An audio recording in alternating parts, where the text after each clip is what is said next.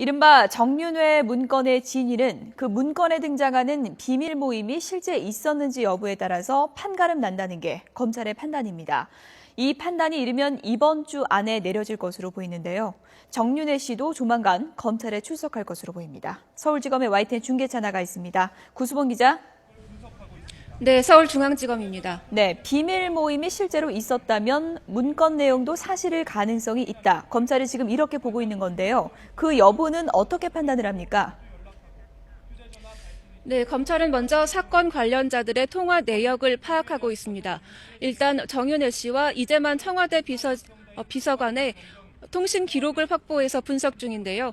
정 씨가 청와대 비서진들과 자주 접촉을 해왔는지를 알아보는 겁니다. 특히 휴대전화 송수신 기록을 통해 특정 시간대에 관련자들이 모여 있었는지 확인하고 있습니다. 특정 시간대에 통화가 집중되고 또 가까운 곳에 모여 있었던 것으로 파악되면 모임이 있었다고 추단할 수 있을 것으로 보고 있는 겁니다. 이런 방식으로 통신 자료를 분석하면 문건에 거론된 정기 모임이 실제 있었는지 알아낼 수 있을 거라는 게 검찰 판단입니다.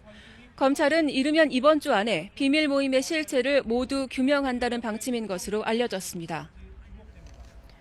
네, 의혹의 핵심 당사자 정윤회 씨의 검찰 출석이 임박했다고 하는데요. 이렇게 되면 문건 진위 여부에 대한 수사는 이번 주가 고비가 되겠군요. 그렇습니다. 정윤회 씨 이르면 이번 주 초에 검찰에 출석할 것으로 보입니다. 검찰은 이미 지난주 핵심 관계자들을 잇따라 소환 조사했는데요. 최대한 빨리 모임의 실체에 대해서 결론을 내린다는 방침이어서 정윤회 씨 소환도 곧 이루어진다는 관측이 나오고 있습니다. 그제 소환된 조응천 전 비서관은 기자들에게 대질신문도 피하지 않겠다 이렇게 말한 바가 있습니다. 정윤회 씨와 조 전 비서관의 대질신문이 이루어질지도 관심입니다.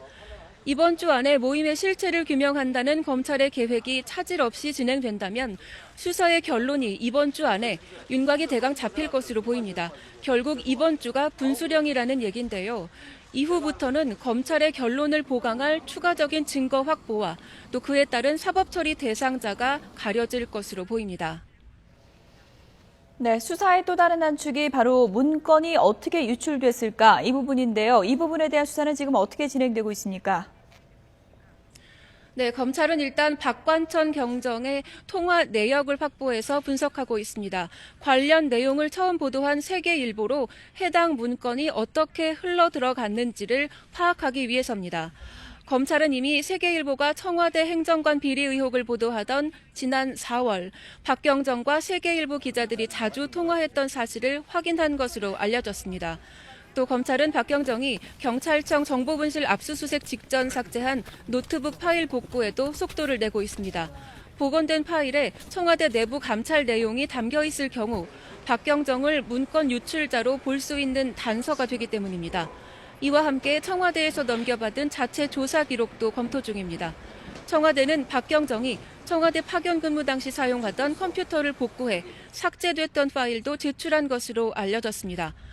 문건 진위 여부 수사와 달리 문건 유출 수사는 상대적으로 오래 걸릴 거라는 예상이 나옵니다.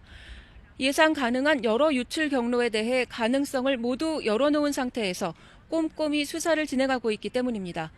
지금까지 서울중앙지검에서 YTN 구수본입니다.